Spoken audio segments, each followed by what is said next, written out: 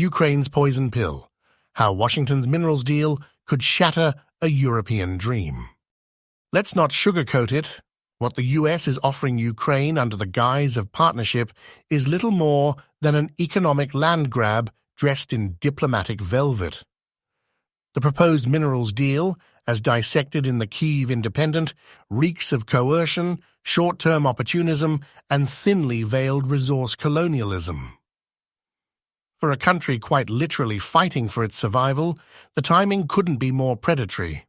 At its core, this isn't a deal. It's a demand. A deal implies mutual benefit. What's actually being served here is a contract tethered to military aid, essentially telling Ukraine, here's the help you need to fight for your freedom, but give us the keys to your future while you're at it. Let that sink in. The US wants direct access to Ukraine's critical minerals, lithium, cobalt, rare earths, the very materials driving the 21st century's clean energy and defense revolutions. These aren't just rocks in the ground. They're geopolitical gold, they're leverage, they're power, and if Ukraine signs on the dotted line, they won't be Ukraine's anymore. A Faustian bargain disguised as friendship. It's insulting, really. This isn't Marshall Plan 2.0. It's an extraction contract masked as solidarity. It's America saying, we'll help you stay alive, but we'll own your bones. And in doing so, it slaps a giant question mark on Ukraine's EU ambitions. Why? Because Brussels already has a critical raw materials partnership with Kyiv, a respectful one that aligns with European values around transparency, sustainability, and equity.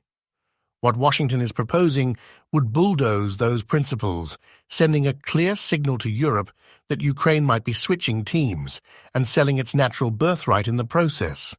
There's no way the European Union will greenlight membership for a country handing over its core economic assets to an outside superpower. Not when strategic autonomy is the name of the game in Brussels.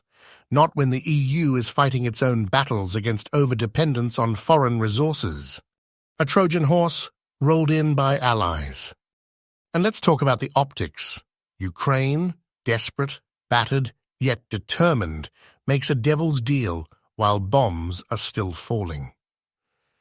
It would be a tragic irony for a nation that shed blood in the name of self-determination to end up as a client state with no say over its mineral wealth, trading one overlord for another.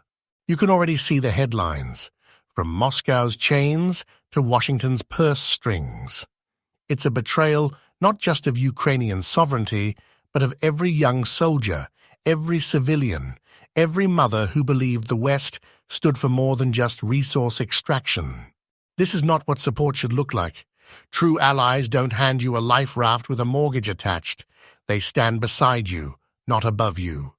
And they sure as hell don't leverage your crisis to secure a grip on your future. The bigger picture? A line in the sand. This is a moment of truth for Ukraine. And for the West. Because this minerals deal is more than just a contract. It's a test. A test of whether the so-called liberal world order still stands for justice or just for profit. If Ukraine signs this, it risks selling out its European dream for short-term survival. But if it walks away, it tells the world it won't be bullied, even by its friends. The stakes are existential.